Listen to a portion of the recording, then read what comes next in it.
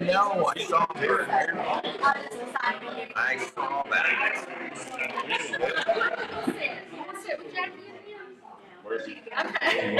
Well, there's not much room at our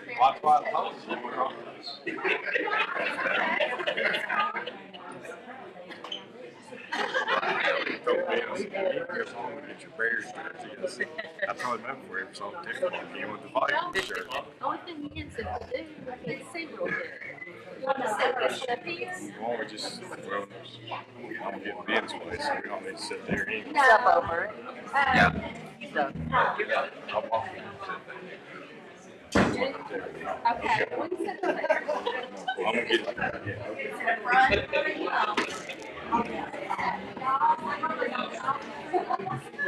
okay. To the front.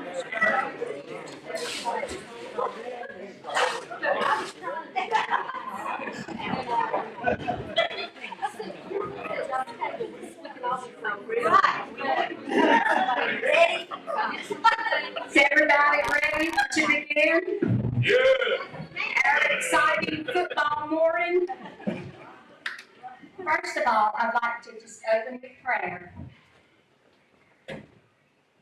Our Heavenly Father, we thank you for this day and this time that we can be together and share with friends and enjoy this fun event. We thank you for Matt and his willingness to share his talents and expertise with us. Also, as this school year begins, I would pray that you protect our children and all the adults in the school system, whatever their jobs might be, who work to guide and direct them. Thank you again for this day. In Jesus' name I pray. Amen. Amen. Okay. I don't like doing this. I don't like microphones. I don't like being in front of people, but Marilyn said I had to do it. And she's my boss, but she's a good boss. And Elton's my secretary, and he's a good secretary. Okay, first of all, thank you so much to everybody for being here. It's just got a good turnout, and it's just so great to see everybody showing their school spirit and school colors. So thank you so much. Thank you to Marilyn, who has worked a lot on this. She is chairman of the discipleship team. Thank you to Chris and to Joey and Ben and to everyone who's helped. Arlene took up Maddie, and Maddie, welcome. So thank you to all of you. And we also have First Baptist Church is one of our #1 cheerleaders who will lead us in a cheer a little later. So say hello to our cheerleader, David Hicks.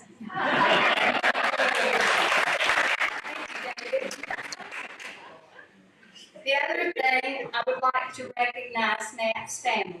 Most of us know his wife, Tammy. Is Abby here? She's at work. Okay, Annie's at work. And of course, little Hannah's down in Alabama. So I'm sure that their thoughts are with you. And we all know Ernie and Linda, Candy's parents. And we're very pleased to have Matt's parents with us today, Jim and Becky. So thank you. Now, we're going to tell you about Matt, our star for today. I have contacted Matt 2 times during my time at First Baptist, and both times I have asked him to do something, and both times that I have called without hesitation, he has said, sure, yes. And when I called him and asked if he would come and teach us a little bit about football, he said, I'd love to. So we really do appreciate you coming and doing that for us, Matt. Now I'm going to tell you a little bit about Matt, things that I didn't know. He went to Virginia High School, as did Tammy, and I think that's where they met, right? Kindergarten. So the rest is history. Matt graduated from Emory and Henry University, where he played linebacker. He is just beginning his 31st year of coaching high school football. That's a long time. His coaching experience includes 1 year of JV football at John Battle, 1 year at Patrick Henry High School, 7 years at Sullivan East as defensive coordinator and linebacker coach, 1 year as head coach at John Battle. And he is now in his 21st season at Tennessee High. This is his 9th year as defensive coordinator, and last year he was interim head coach. So there again, thank you so much for doing this for us, Matt. We appreciate it, and we love all of you. Thank you.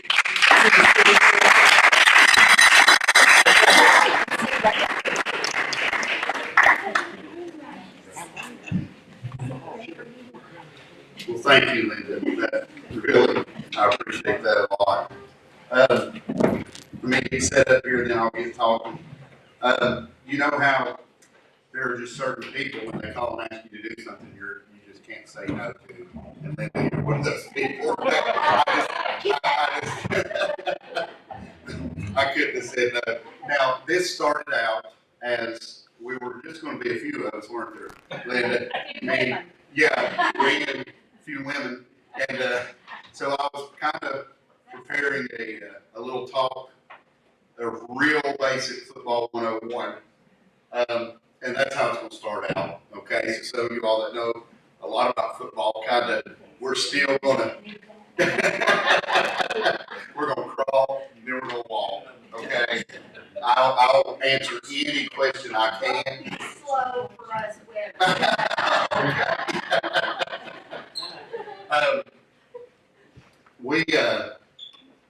So like I said, I'm going very, very, very basic, and then I will get a little more showing you what we do as far as preparing for opponents and things like that. I want this to be real. I'm telling you, I'm nervous. I just am, and I want this to be. Yes, sir. Is that a football? That's why I put it on there. It's a football. That's exactly right. So that's the first test question.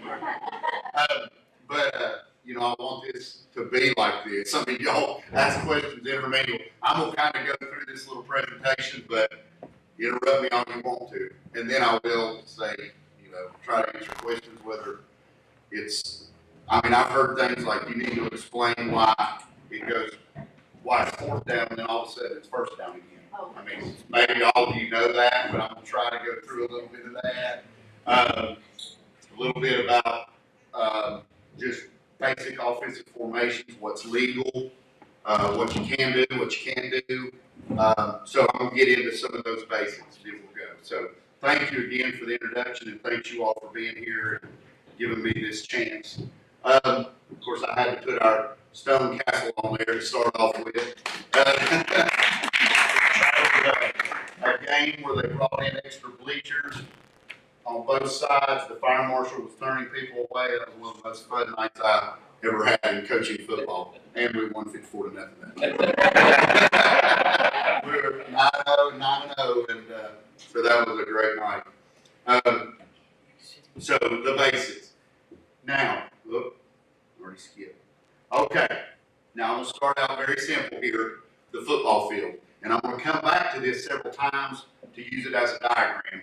But I don't know how basic I need to go here, but I'm going to start you have end zones on both ends, okay? And the object is one team's trying to go this way to score, and this group of 11 is trying to stop them.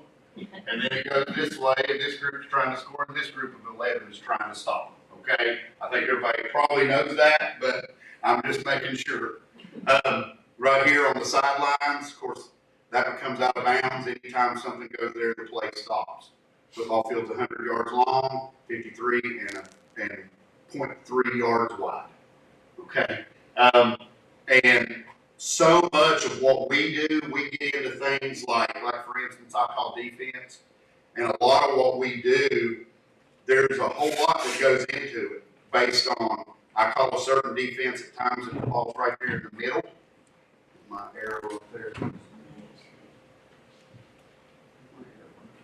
Okay, but if the ball's in the middle, I'll call a certain defense. If they get over here, all these are called hashes, and I'll call a lot of stuff to the field or what's called into the boundary. But it does matter, like where the teams are on the field.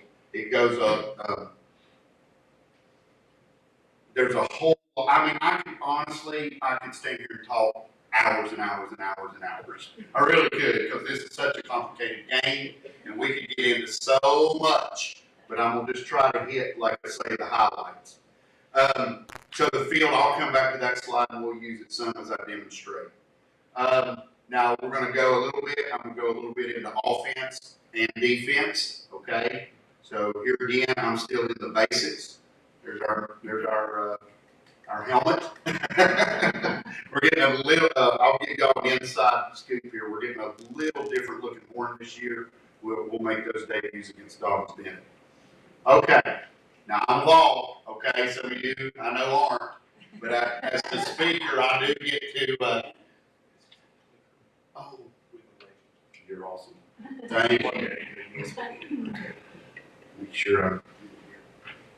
Tennessee made him a different start. When they failed. For those of y'all don't know, he started out at Virginia Tech. Did his computer coach when Tennessee. What else can you say? It'd be nice to have him back in Blacksburg. Yeah. You the man.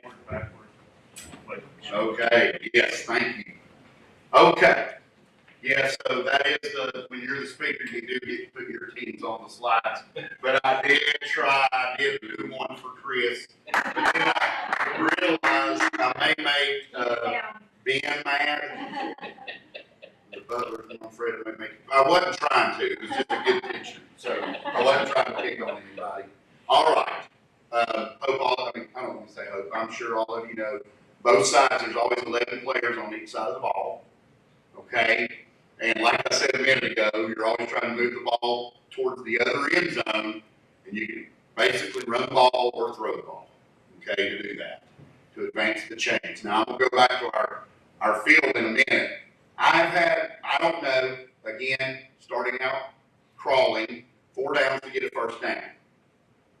Many times, you'll see a team punt on 4th down if they've got what they feel too far to go to get to the next end zone. Okay? If they pick up a first down, and this was something I was asked to address, that's why it goes from, hey, it's 4th down and 2, they pick up the first down, now it's first down again. I have had, how does it go from down 4 to down 1? It's a new set of downs each time. So if they get a first down, they get a new set of downs to continue moving the ball towards the opponent's end zone. I'll go back to our field in a minute. Now, the end results are either a touchdown, we'll get into that too, a field goal, the offensive team chooses to punt the ball, or they turn the ball over. They fumble it, and the defense recovers, the defense intercepts a pass. That's what's called a turnover, okay? Am I doing okay here on the basics? Okay, then we'll go back. So, if you think about this football field, and let's say an offensive team is going in that direction, let's say they get the ball on the 20, we're going to get into special teams in a minute, but kickoffs and that's start the game. But right now we're going to talk about offense. They're right here, there's 11 guys in the multitude of formations they can line up in. And I'll try to get into that soon. And then there's 11 guys on this side trying to keep them from moving the ball that way. Whatever they got to do to stop them. Okay, so you start on the 20. You've got 4 downs to try to get to the 30. Now, on the 4th down, you can choose to punt the ball instead of going for it in your own territory and possibly turning it over and giving the defense. Now, the other team, it becomes offense with a short field to work with. So you kind of think about, I mean, it really gets, as we get in on, we meet as a coaching staff constantly, we watch tons of film, and it becomes like a chess match. Offenses lining up in their formations and how they're going to try to get down the field, and I say us because I'm a defensive guy, trying to figure out how we need to align and be ready to stop them from doing that. Now, a touchdown is 6 points, okay? If you are able to run the ball into the end zone, throw it into the end zone, it is worth 6 points, okay? You then have a choice as an offense to try to kick an extra point, and I'll show this in a minute. If you kick it after the score, it's worth 1 point. So that's why you see so many scores as multiples of 7, 14, 21 are all common scores. Sometimes, some teams, for various reasons, will try to go for 2. Now, there's a lot that goes into that. We keep charts on sidelines on Friday night, and there's all kinds of scenarios. If you're up by so many or down by so many, there's times you want to opt to go for 2. Now, it's harder to convert a 2-point conversion. You actually run a play, and you're basically trying to score like another touchdown, but you're going to get 2 points added on to the touchdown. So that could be, you score a touchdown, you convert the 2-point play, it's an 8-point. You gained 8 points. There are times at our level, I've been in situations where we go for 2 a lot because we don't have a kicker. Okay, and we don't trust. So if you go for 2 times and make one of them, it's like you get 2 extra points. So you play those odds sometimes. At the high school level, it's not like college and NFL that you're going to go get you a kicker. We have to find them, walk in the halls of Tennessee High School, and sometimes they're there and sometimes there's not. And we try to be very good in tight with our soccer coach because they help us a lot in getting us a kicker. So we now getting, I guess, I have up here, I just found this slide as X's and O's. I mean, we spend, honestly, if you come over to our coach's office, there's boards full of diagrams of offensive formations that we're going to defend. I mean, the numbers, and I'm going to show you some of our work here in a little bit, of formations are out of sight, what a team can line up in. But here are the basics. The offense has to have 5 O-linemen. Has to. Okay, you'll hear them say center, guard, tackle. Okay? Those are and then there's a center, 2 guards, and 2 tackles. They must wear numbers 50 through 79. Okay, and that shows that whether they're eligible receiver or not. Now, getting a little more in detail right here, this goes beyond Basics 101. A lot of offenses now are running what are called RPOs. It's a run pass option. Okay, they get into looking at how many people in the defense we have in the box, and how many we have out covering receivers. And if and they're playing that chess match with us. Now, I like to say these cheating offenses, they're letting by, and it's happening big time at the college level. Y'all watch this. After this meeting, you get these Saturdays this fall, and see when you see numbers 50 and 79 downfield, and they've thrown it, and that makes defensive coaches sick, because that's really an illegal lineman downfield. In a run pass option, they're going to block it like a run, where linemen can get downfield, and then they throw the stinking ball, and the linemen are already down there. And we're constantly asking, Ben's our official today. I wish that Ben was always our official. I love Ben. Sometimes I have had some battles with guys in those shirts right there. I couldn't do that to you, Ben. I'm often the least popular guy in the room, so I don't I do know, Ben, I love you, but you're letting no linemen down the field. So, again, that gets, but what the rules say is if it is a design pass play, these 5 guys are not eligible to go out for a pass, okay? And basically, your quarterback, your running backs, and your receivers. Yes? How far can the offensive lineman go downfield on a pass play? On a pass play, they have to stay within 2 yards, and they're getting down 6 and 7 on these RPOs. And, and I know it's hard as an official, it is, because teams are sticking that run play in there, and it's showing run, and then they're stepping out of there, and linemen are getting on down. And the officials, too, they're seeing a run play, and at the last second, bam, throwing it to a receiver. So it's happening. And there's been all kinds of talk about how can rules committees, because the RPO is a pretty new thing. It used to be, some of you people who've loved football for years have heard of the wishbone and inside veer and outside veer, and it was the triple option, and it was all run. Well, now teams, instead of having the triple option, was a dive back, quarterback, dive back, and a pitch back, triple option. Well, now they've just taken it. Quarterbacks are now back here in the shotgun mainly, and they've got a back coming across, and they're reading how many of us are in the box. And they give it before they pull and throw it out there. So the triple option has turned into a run pass option, and those guys out there are the pitch guys, if you can think about it that way. But it's a lot harder to defend. A lot harder to defend. No, I don't want to say that. When teams are really good at the triple option, that's very hard to defend. But it's just, they're making us defend more space now than we used to in the triple option. But basically, getting back to 101, you've got a quarterback, running backs, wide receivers. Some teams run a tight end. And really, for you all that are really into football, we're getting a lot of what are called H-backs, which is, we treat them like tight ends, but they'll line up right in here. They're off the ball, and they'll switch on you, and then they'll get real complicated. So our defenses are constantly adjusting to H-backs moving around. So that's kind of something that's become a lot more popular. I was mentioning a little bit when I was talking to you all. We were talking about Virginia Tech. Here you go. There we go. This is from a pastor from Georgia. Yeah. Yeah. So if you go back one slide. Oh, go back. Okay.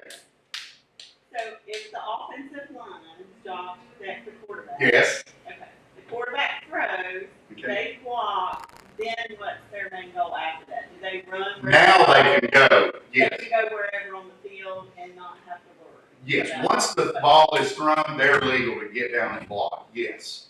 But prior to the ball being thrown, they're supposed to be in that box where they're not. Is that little 2-yard window right there. So they have to stay, protect the quarterback. It's thrown. Now they can hustle and be lead blockers. That's fine.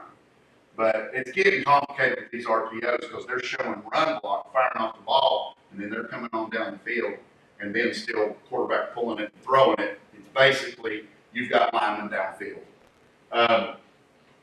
So I know that gets really deep. I hope that made sense what I said. And the other line also, of course, their job is also to run block and open up holes, make room for the running backs, quarterbacks, receivers.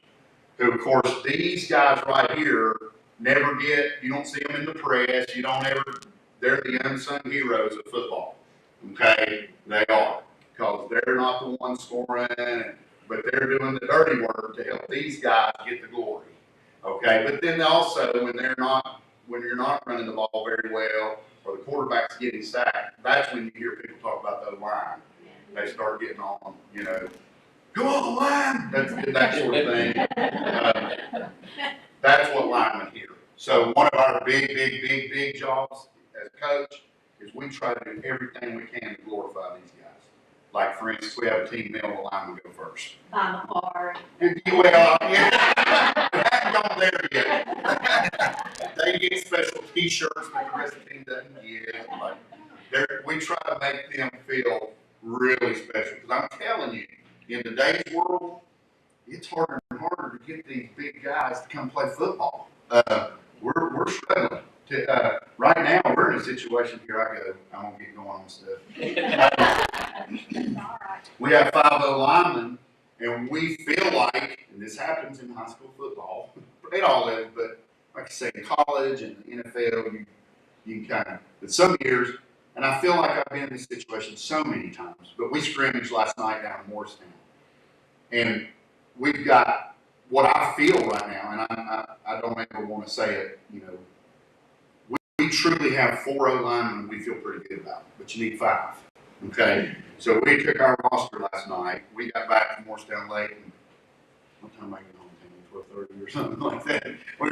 We were hashing out, looking at that roster and looking at it, and we make it, and trying to find somebody else who can fill in that spot. Now, part of that is we have about 5 guys right now, our biggest players, that are hurt. And a lot of them are going to be maybe out for the season. So that has really, what we thought was going to be an area pretty strong for us with some depth has turned into, I look over there and see 5 of the biggest guys in the school standing. And that's tough. So we're really struggling right now to find that guy. I don't know why I went off on that tangent. So I'll quit. But y'all remember why I started down there? Is there a certain way they have to tackle on offense versus defense, or is it all the same? Okay, offense there are some rules that are very different. Offense blocks. If you can think of an offense blocks. So their job is to try to get in the way of defense and block them. Now, in the old days, offensive linemen blocked like this. Okay? We all were taught shoulder block. We came off and you had to block like this. And the game has changed so much. And now, I mean, occasionally we'll still see a shoulder blocking team, but everything has become this now. I mean, grabbing and it's a constant battle between the O-line and D-line. Who can get their hands inside the quickest, who can come off and block. Defense can tackle. Defense can run up, wrap their arms around, tackle somebody. Offense is not supposed to. Now, what we coach our guys, and this is just universal, but this is not holding right here. If I'm an offensive guy and I come up to Mike and I grab his shirt inside, I'm not holding. I am holding, but I'm not. Because now, if we get a little separation and I'm out here doing that, I'm probably going to get a penalty. But what they're going to call is if I try to block Mike and I grab him out here and they see this. Now, I'm going to tell you, literally holding can be called every play in football. Every play. It happens constantly. And truly, I was joking about officials, but toughest job in the world. I mean, I don't know how I'd ever be an official. So you're not supposed to open your hands and. Right, if I'm blocking, like I can open them as long as I'm in here. If I get out here or I grab a jersey, then that's illegal as an offensive player. Now, as a defensive player, you know, I can do that. I mean, I can come up, grab them, tackle them, because I'm tackling on defense and I'm blocking on offense. And all these years, we do all these little plans and X's and O's, but I'm telling you, when it comes down to it, the team that blocks the best and tackles the best wins the football game. Now, we can have all these elaborate plans, schemes, but you got to block. The offense has to block, defense has to tackle. So we work constantly drills, tackling, wrapping arms. I can go right here, but you know, we call it violent arms, bring the arms, grab the cloth, run your feet. Offense is constantly working quick hands, trying to get inside the pass, and offensive coaches do talk to grab right here. So these days are over. There are still a few blocks, certain plays where you'll see a team come in and throw a shoulder, but that's getting very rare to see anybody shoulder block. I hope I'm answering these questions halfway, and please, we'll go back to questions, or did that kind of explain? You can block on offense, you can tackle on defense. All right, Chris, we're back. Number one draft pick here too. Number 44. I mean, honestly, when I was looking for slide, I'm going to the internet and just looking for, and I typed in defense. I mean, this was one of the very first things that popped up. Georgia's playing some defense, y'all. There's something else. Okay, now my job on defense is to prevent the offense from getting first downs, from moving the ball towards my goal line. We just things that happen. Our field house at Tennessee High is in the back end zone, and when I do anything with defense, I always in practice have us with our backs, and it's just we're trying to get a mindset, and we're protecting our house because that locker room is our house. Okay, that's our field house. So I always make my defense when it's defensive time. I want the offense coming towards our field house so that our guys get the mindset, you better protect your house, okay? And then, of course, when we get on Friday nights, I hope that mentality carries over. Defense can prevent the offense from scoring by just preventing the offense, I left a word out there, from picking up enough first downs and making punt. Okay, so a lot of this is just tackling, destroying blocks, keeping the offense from moving, like I say, towards our house. Okay, we're trying to keep them out. Defense can score with the safety. And I'm going to show you film from last night. We scored with the safety and they didn't give it to us. And I'm going to show you. We had it. It's unbelievable. I'm going to show you. And officials. The official, I'll grab me in the back. He said, Coach, that was a safety. He said, you know how you all have young coaches that you teach? He said, we have young officials we're teaching. He said, you had a safety up there. And I was like, okay. That's great. So, a safety is tackling the offense in their own end zone. Okay, I'm going to show that to you on the film in a minute. 2 points. You get 2 points. And then the team who got tackled in the end zone then has to kick off to you, too. So safety is a wonderful thing, especially when you're a defensive coordinator. It's one of the greatest things. And it happened last night, and I didn't get to enjoy it.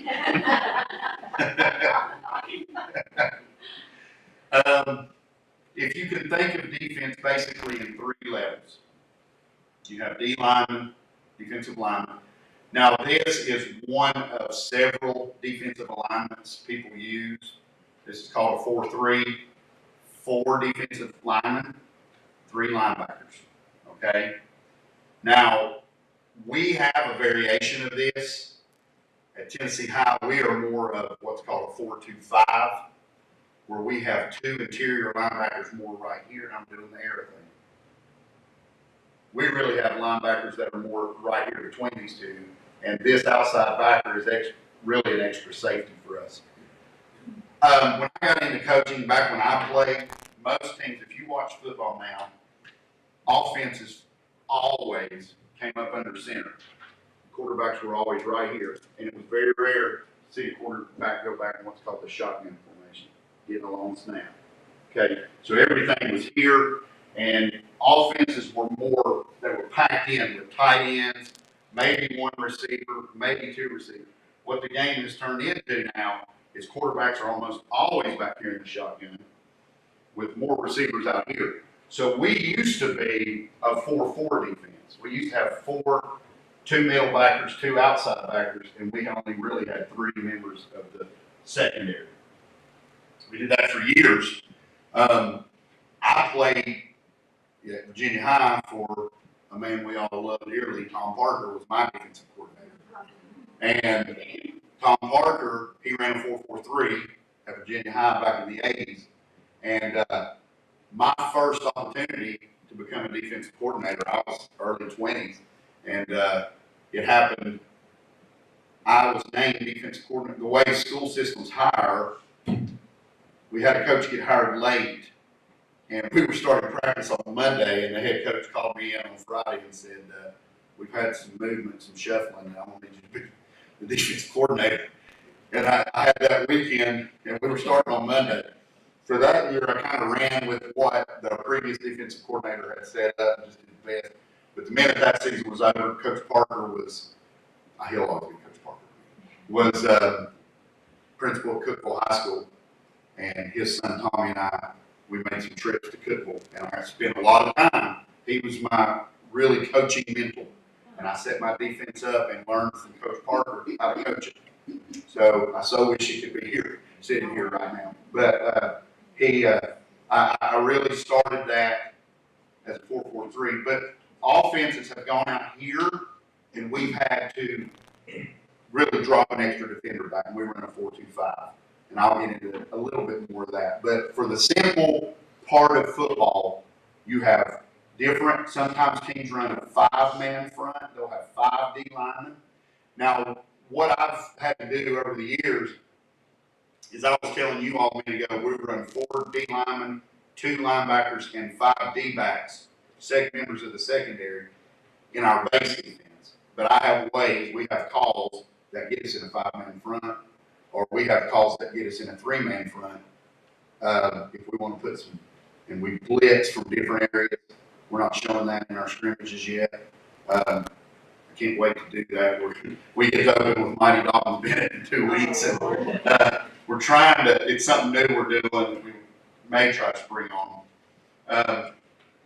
So anyway, there's different ways to line up on defense, but you've got 11, and a lot of what you line up to, of course, on defense, you're reacting to the offense. So offense comes out and lines up, and then we line up to make sure we're with them. You know, it's kind of, we're not going to leave somebody over there uncovered. Never intentionally. I've coached this long enough that sometimes a kid doesn't go out there and work on crazy. How do you determine how you're gonna line up? Because a lot of times the offense will try to, I guess, kind of psych you out. They do. Change around. Yes. So how do you know, how do your players know how to suddenly react to that? Okay. What we do, that's a great question. So an offense comes out, and most every play, most teams, or we're getting so much of it, they're doing what you say. They're motioning, they're moving a player. Most of what we do, these 5 guys in the back react to, if they change strength, they're lined up, we call strong left, because their numbers are greater over here, but one of the motions over, we roll our secondary. These guys do most of our adjusting, and that's stuff we have to cover. You have to, it's really overwhelming to think about what all an offense can do to you. And we do trade film. We have for years and years. We've got this new program called Huddle that hopefully I can show you. I don't want to go too long, don't be hungry. But huddle, where we trade film with our opponents, and now we can get most films on our opponents. So we scout them, they scout us. We sit in there for hours looking at all they've done in their previous games, and we look at their motions and we practice that week. How are we going to adjust to this motion? How are we going to? There are certain things like Don's Bennett. A lot of years they've come up and they'll have a tight end right here on the line. Let us get set because they know we call our strength to their tight end. So we'll call our strength. Let's say the tight end's right there. We'll call it to defensive right. The tight end will come up and then he'll trade. And they're trying to get us to where they can attack. So we have to match numbers somehow. So we'll make a line adjustment sometimes for a tight end trade. But if backs move from the backfield and go out wide, or somebody, our secondary does all of our adjustment to it. So we cover that and cover that. How we're going to move around. Because you're right. I mean, that's one of the biggest things offenses do is they try to mess with us, get us lined up, find out. Here, I can get real. I'm trying not to get real complicated. But we run a defensive tackle. It's called a 3 technique, and a nose tackle. It's called a 2-eye technique. And teams want to run certain plays towards like our 3 technique, and they want to run certain plays towards our 2-eye. So if we line up, say a tight end's right there, so we put our 3 technique right there, and they trade it. See, if we don't do something about it, they got us where they want us. They can find our 3 technique. I get fired up. I've seen it. If you're adjusting to what the offense is doing, and you're still in motion to adjust, is that a penalty? If offense, when they move, they have to get set. So if the defense is still moving to adjust? We're fine. Okay, Now, we're fine as far as penalty goes. no penalty. Right. But I'm not in good shape if my defense doesn't adjust quick enough, I'm in trouble. So they better get there. I mean, but that's a great question. Defense can be moving all around Okay. on the snap of the ball. Offense has to have Set. be set. Yes, good question. See? I like this question. Okay. So, like I said, teams, there are special teams. There's punt, you punt the ball. Then, so like right here, this is, let's say Tampa Bay right here. I keep doing this with Tampa Bay right here. They had the ball on offense. They had 3 downs, didn't get a first down. They feel like they got too far to go for it on 4th down. Does that make sense to everybody? So they're going to punt it. Okay? So we set our punter 13 yards deep just to get this. I mean, there's so much that goes into this. You got to have your long snapper snapping it. We count our long snapper constantly. It's got to be like 0.7, 0.7, 0.7 on that long snap to get the punt and get it out of there. They can either try to block it or they can set up what's called a return and try to field the punt and come back at you. So we have to prepare our guys to be able to block so the punter can get it out of there. Or once he does get it out of there, then they have to take off and become defenders and tackle the punt return. Now you'll see a lot of times if you're watching and a team's punting, the punt returner do this. I don't know if you've seen that. That's called a fair catch, and that means he's off limits. You get too close to him. If I'm going down to defend him and he does this, you can't just crush him while he's trying to catch the ball. Okay, so you got to come under control and stop. We get into setting. We have punt returns where we try to set up a wall to get our return man to bring it back as far as he can. There are years that, like I keep saying, in high school football, you get what you get. Some years we don't have that dynamic guy to get back there and make plays. So what we don't want to do is the offense to punt it and our punt returner not catch it and it roll 20 yards.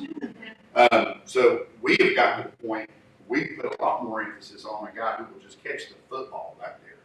And boom, we get the ball on the 40 instead of the 20.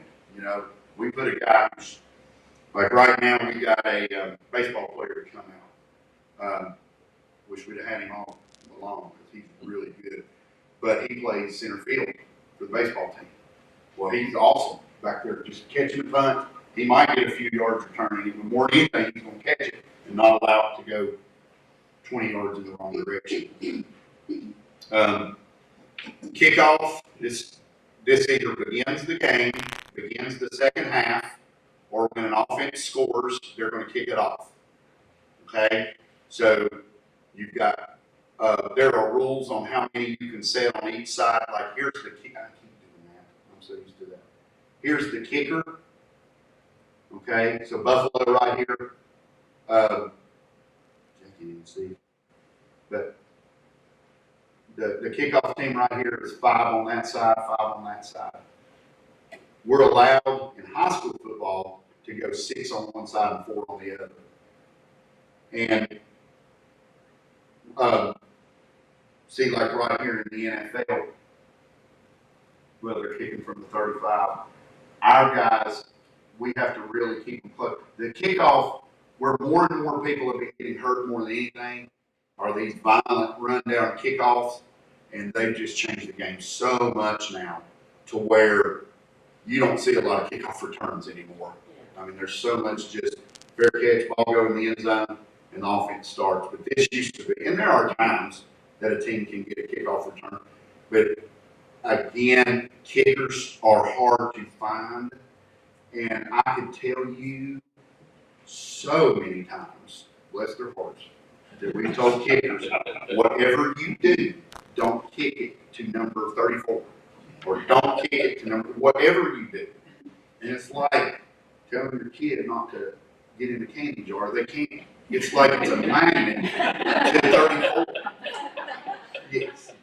What's the purpose of when they kick it off out of the field, like intentionally out of the field? So that would be a punt.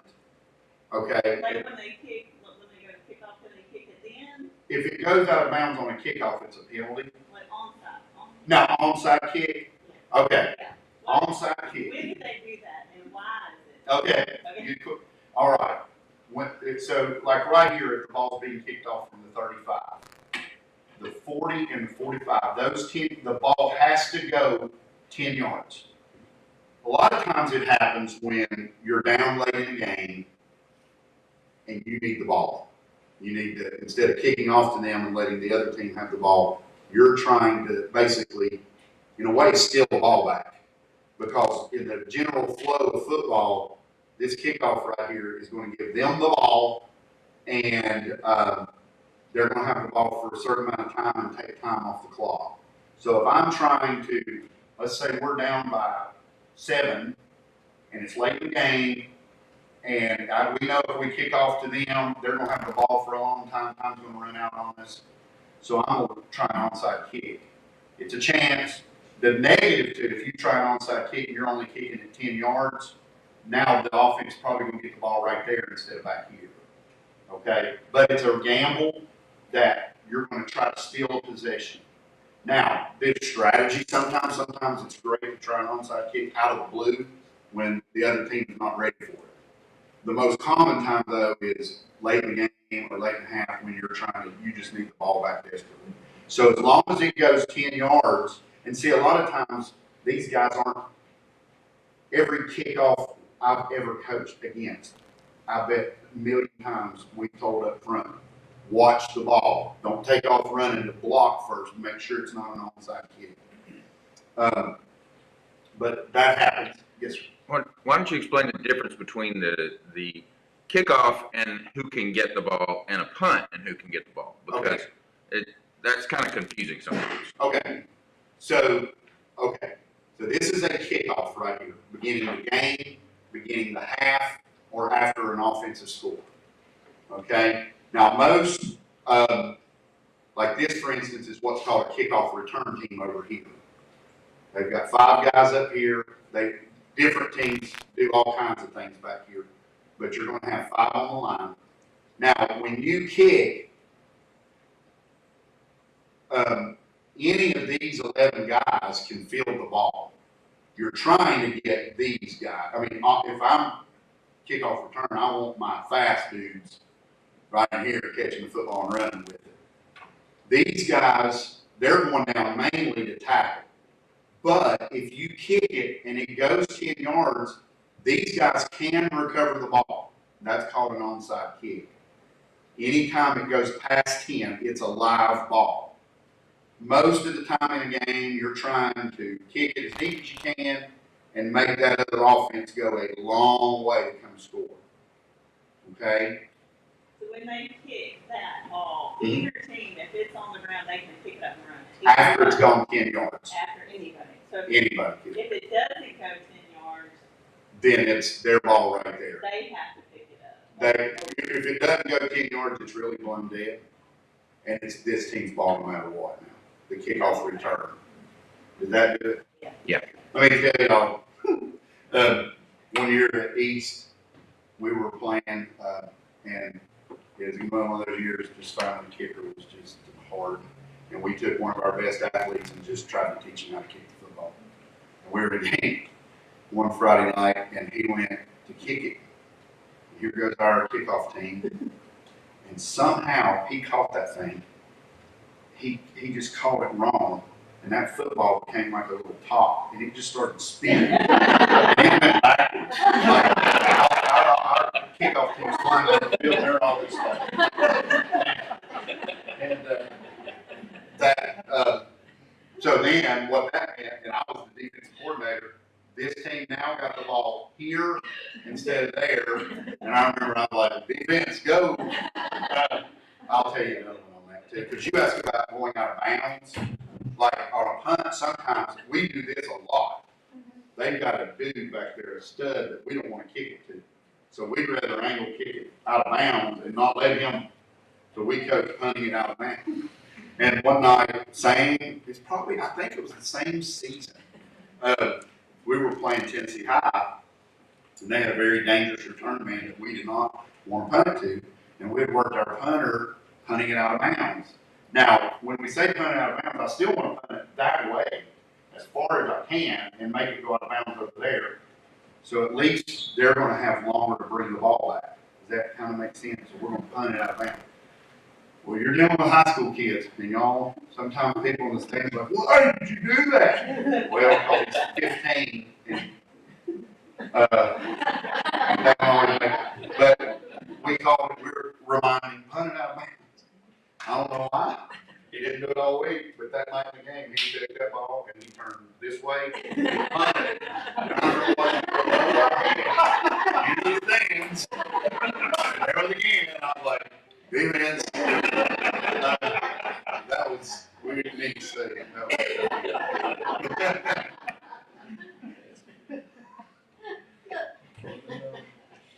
Okay, after the score, a touchdown, or, okay, let me talk touchdown first. They're going to kick an extra point or they're going to go for two. The extra point, okay, on our field, they moved it back some in the NFL, but in high school, there is a line, an extra line drawn. It's not on this, but it's a big line at the 2.5, and that's where to do an extra point, the long snapper's going to snap it here to this holder, and the kicker's going to try to kick it up through those uprights. Okay, that's for 1 point after a touchdown. Now, any point you get back here and you're not going to be able to go for a touchdown, so you can kick a field goal. We've had years we've had kickers that can kick a 40-yard field goal. That's usually pretty about it in high school. You're lucky if you get somebody to kick that long of a field goal. Now here's something Tammy told me to make sure to explain this. Okay. Here's what, see how this kicker is kicking it from the 10-yard line? Okay, so you would think, but see the ball right here?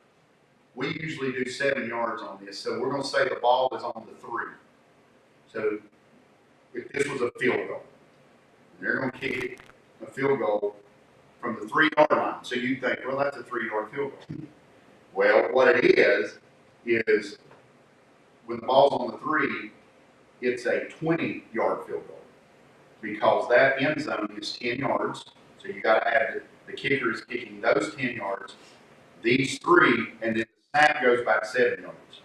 Does that kind of make sense? So when you hear them say a 20-yard field goal, You can really look at where the holder is at, see he's on the 10, and you can add 10 to it. And that's a 20-yard field goal, because the end zone is 10. That makes sense? Yeah. Because a lot of times you'll hear people go, well, that'll be a 54-yard field goal. Well, the ball, you know, I'm not doing math real quick, but it's not 54 yards away, but you're adding 17 yards to the kick. With me on that? Yeah. Okay. So, now now I have a couple things I want to show you, and then I'd love to answer any questions. Y'all, I could talk hours on this. I could. I'll show you real quick. Like, these are our defensive fronts. And as you can see, our kids have to learn a lot of different terminology.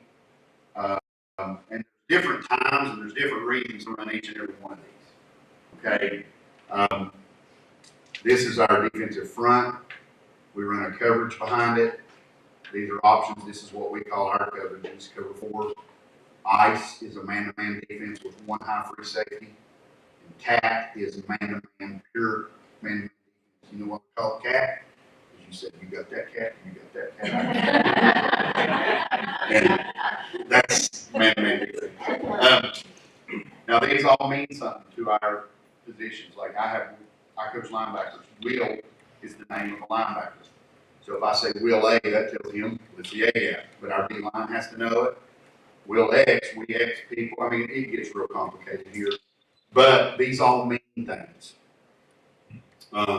Like for instance, right here, I call that stunt swarm because I have a Sam linebacker he's stunning, he's blitzing, and my Will linebacker's blitzing.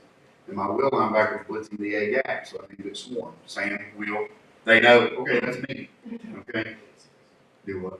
A blitz. Oh, a blitz. Oh, thank you. A blitz is when, okay, if a linebacker or a member of the secondary, if they're playing base defense, they're watching what the offense does and reacting to it. But sometimes you want to bring extra people than just the 4D lineman. So you'll send a linebacker on a blitz. Instead of him reading what's happening, he's blitzing. He's attacking the line of scrimmage. And he's either, you're hoping, going to hit the run play in the backfield, he's going to put extra pressure on the quarterback. You can do it with your secondary too, your outside linebackers, your safeties. So a blitz is just bringing an extra defender hard towards the line. Now there's gambles to it.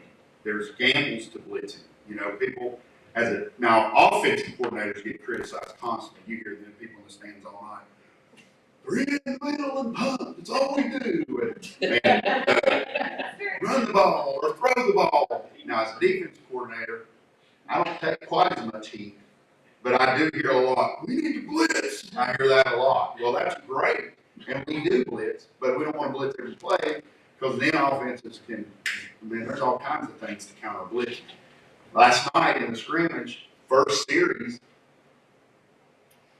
I called a blitz I didn't like, and it cost us. And I learned from that. I've coached 31 years, and we're in a scrimmage, and I called, like last year I didn't call defense because I was head coach, but this was my first game back calling defense.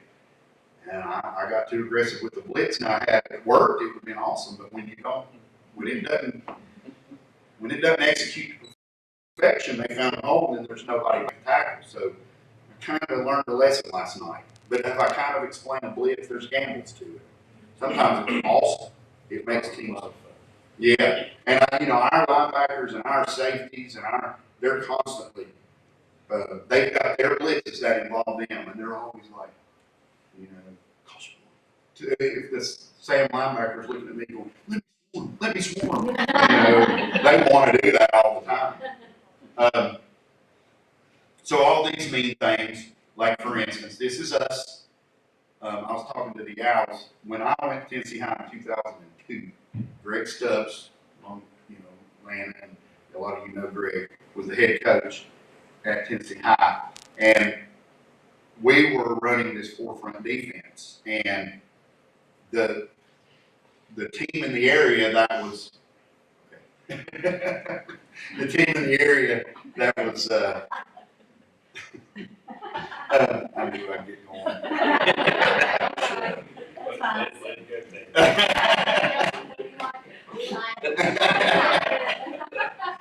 That was running what we wanted to run on defense with Virginia Tech.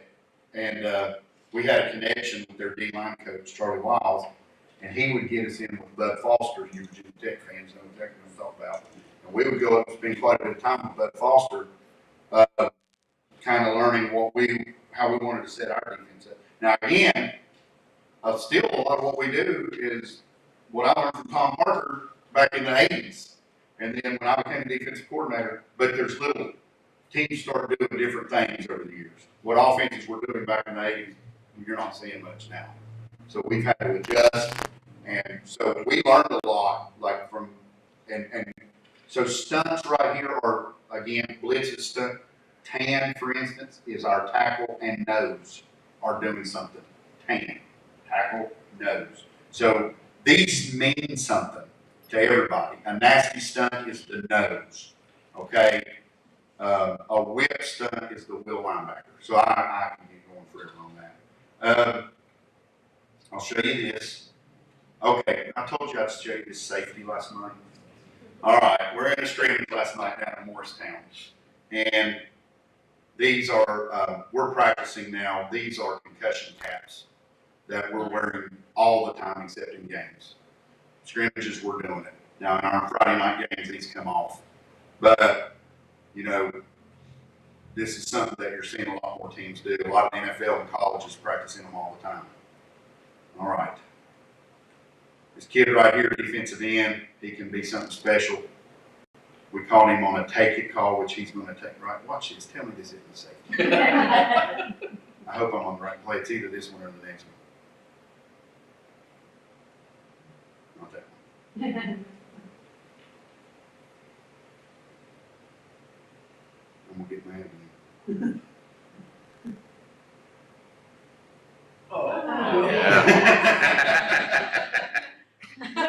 Look at our guys. See, they're all doing this. That's a safety call. All day long. Now, watch this. Watch these two. I'm making fun of officials.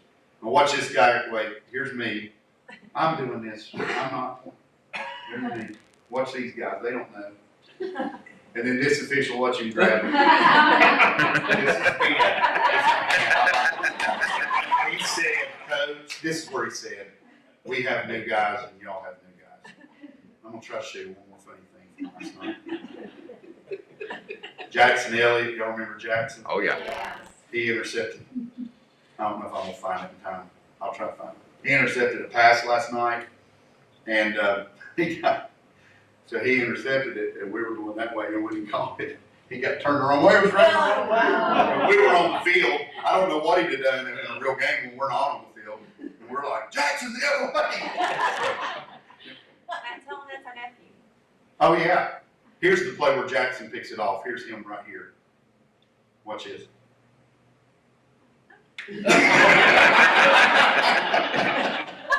I was right out of the camera because I'm his coach, his linebacker coach. I'm just right back here. Turn around! I don't know what he'd have done, like I said, in the real game.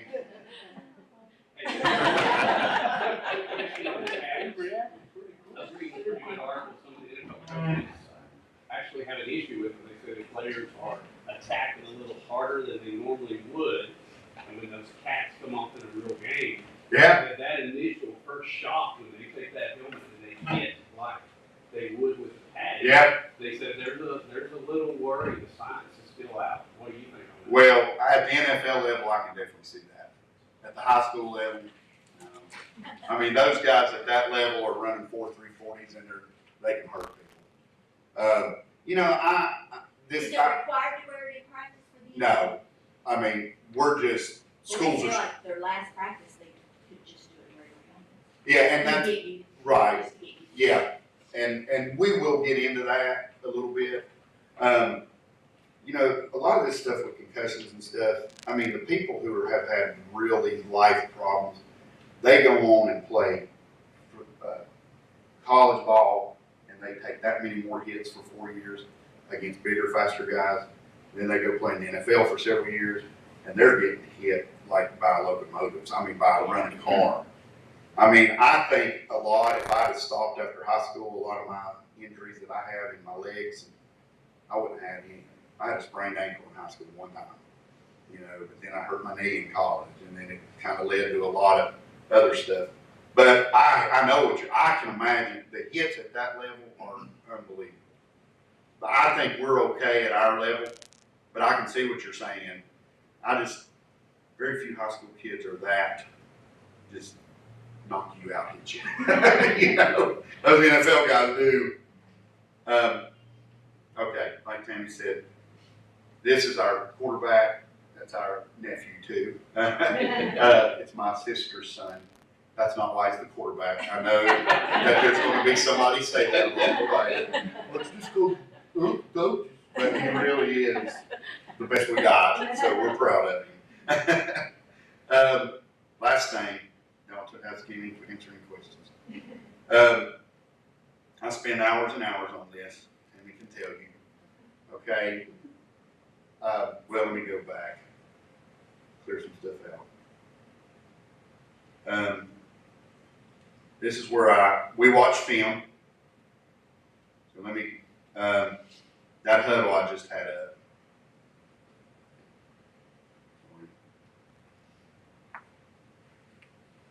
So see right here, this is like we scrimmaged Morristown East last night.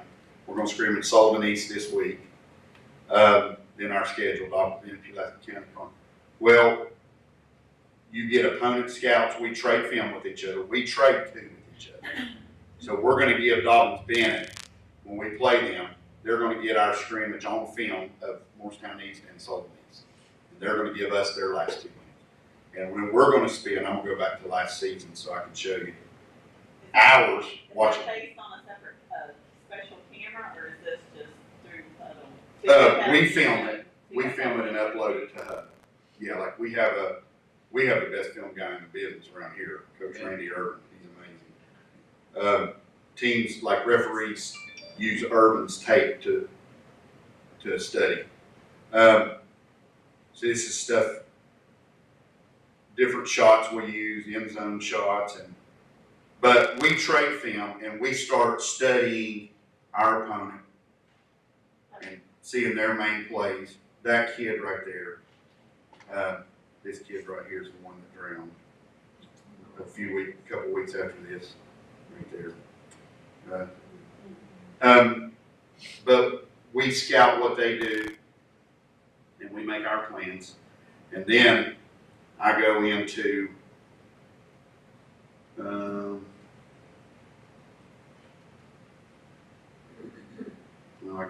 Play Card Pro right here, and really spend a great deal of time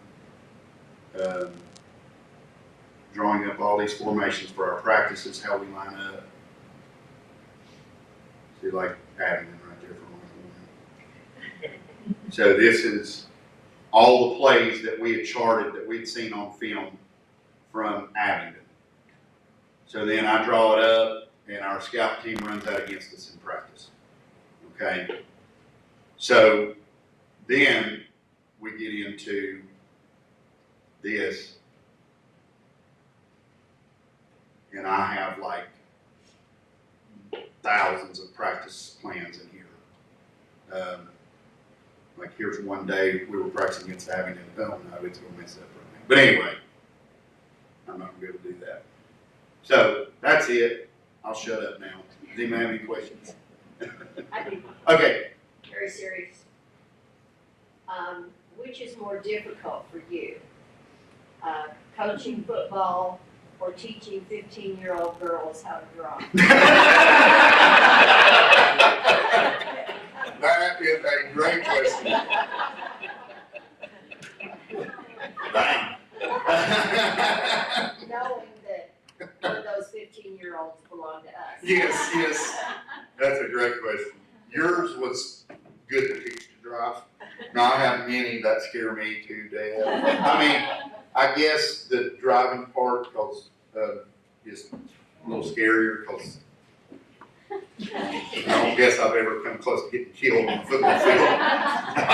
It's no, that's a different set of challenges for sure. Yes. I've got a question, and I wanna know if it's statistics or how you figure it out. But I've almost lost my Christianity many times when, at the end of the game, the defense has played great for 49 minutes, and the last minute, they decide to go into this stupid prevent, Yeah. and they let the offense go straight down and score, which they haven't done all game. Yeah. So is there statistics that tells you to do that? Is it personal preference? I mean, how do you come up with changing your defense the last minute of a game? Yes. Well, here's my philosophy. Now, people have different philosophies. First of all, that huddle program I showed you all those videos, it gets real complicated in there. It gives us tendencies, third and long, what we might see, what they've done third and long, what they've done. So there are statistics and tendencies that you can use all you want to. Now, very rarely do I go prevent. I mean, unless it's like fourth down, last play, and all they can do is chuck a Hail Mary, then I'm gonna go prevent. I don't like going prevent because that's not what we do. That's not us. Now we're just sitting back and they're marching it down the field. And especially those NFL quarterbacks and those college quarterbacks, now they can do stuff. They'll eat you alive in prevent defense. So I'm not a big fan. I like to play our. Now I can then determine still our stuff, how much I want to blitz or how much I don't want to blitz. But I don't like that. The only time, like I said, they've got 2 plays to score. They're on our 20. They've got 80 yards to go. Then I'll loosen in the prevent. Just whatever you do, don't let me get score. So that's my opinion. Yeah, I'm with you. A lot of prevent defenses just prevent you from winning. Did you have a question? Yeah, I have another question on like when the ball, when they pick the ball up and run with it, like if the ball hits the ground, what point, when it's Like a on- dead ball versus when they can just pick it up and run? Okay. Which, If the offense is running the ball and they fumble, they get the ball stripped from them or they fumble, and the whistle hasn't blown, that's a fair ball for anybody to just pick it up and go. On punts or kickoffs, like we were talking, the ball lands, fair game to pick it up and run it. A punt that lands, punt guy doesn't field it or doesn't fair catch it, and it lands, it's free for everybody. I hope I'm answering your questions, because there are several ways that can happen. But really just a loose ball on the ground, anybody can pick it up either side and try to. Unless it's like a pass or something. Right, an incomplete pass, you're right. I throw a pass, it's incomplete pass, that's dead. But if I'm running the ball, fumble, it's live. But we can get it way out. But even if they caught the ball, they take 3 steps. Yeah. I mean, you can catch the ball, the receivers take 3 steps and drop the ball. That's a live ball. They do. We really, Probably see how complex. It's not an easy job that he has, or the 15 and 16-year-old guy feels when you saw Matt's defensive coverage. It's a lot. it's a lot. I mean, we honestly, seriously, we could talk for hours about this game. Hours. There's so much to it. I hope I've covered enough of it a little bit. I hope, and I'll still answer questions. But And he spends hours at home, hours. And all Sunday after church, he's at. so what?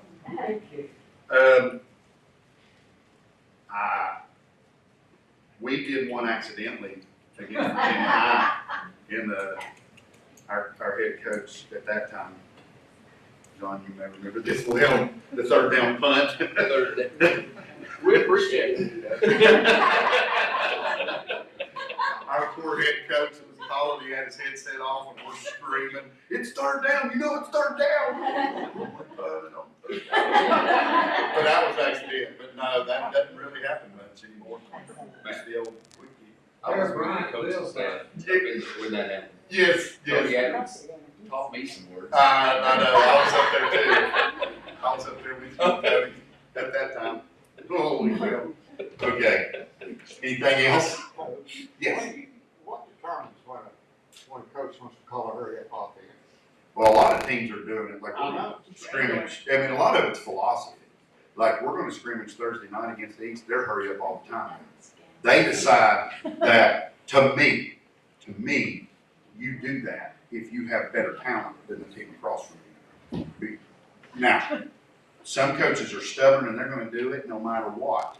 Like, we play, if we're going into games, and we did this a lot, like last year when I was the head coach, we were playing Knox Carnes, and they have a running back right now who led the nation in rushing. He's unbelievable.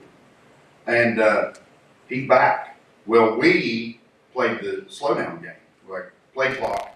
We snapped it with like, when we were on offense, we were just playing keep away. We'd snap it with like 3 seconds every time. We're slowing down because that dude, we're not tackling him very well. He's going to score when they get the ball, and he's just better than us. So our philosophy is you slow that down. Now, if you're on offense and you think you you have talent, you can hurt him. And there's a lot, like I'm stressed about Thursday because I'm going to have a system to have a defense in line lined up to their formation fast and go. I'm not going to have time to signal, boom, boom. I'm going to have them ready, and they get you out of position real quick. If they're executing, it wears you down. You know, Josh Heupel right now at Tennessee, that's his thing. I mean, that's the best thing I've ever seen. Yeah. And they've got a system that, here's the thing about that. Like, I was so curious, how do they get these plays off so fast? And we went to a game, and I was just watching this system with all these signals and people. And it's amazing. They're all looking at one person, and it's gone. And you notice at times Tennessee was just jumping on people. And then teams sometimes would kind of slowly get back into it. They would, but Fake getting hurt. yeah, amen, amen. And so that works for, now if I'm doing that against a team that's better than us, and we either score real quick or we don't, and it's third and punt, and now we're back on defense with that offense that they're better than us, we're going to get whipped running a hurry up offense. Did you just say third and punt? I may have accidentally. I did when I was talking about the Freak thing. that coach. He lives in Georgia. And, our athletic trainer, every year when there's a Big T game, he would text him and say, remind him, he killed him. He'd say, we're playing Virginia High. I've told Coach whoever it was, Mays or whoever it was, time not to punt on third down. Shut. Brag on Matt. Any of y'all, you know, Jaden Keller was a linebacker, the back coach at Tennessee High. He's at Virginia Tech now. He's getting ready to have a breakout season at Virginia Tech at linebacker. He's special. Yes, Yeah. that's what he is. And we haven't coached many like Jaden. That's a whole new level. I wish I had a bunch of, and he's a great young man. I mean, you can pull for him. He's a great young man. I've told John that's back there this a lot, and I had said the new Virginia Tech coaches, and the coach that has this area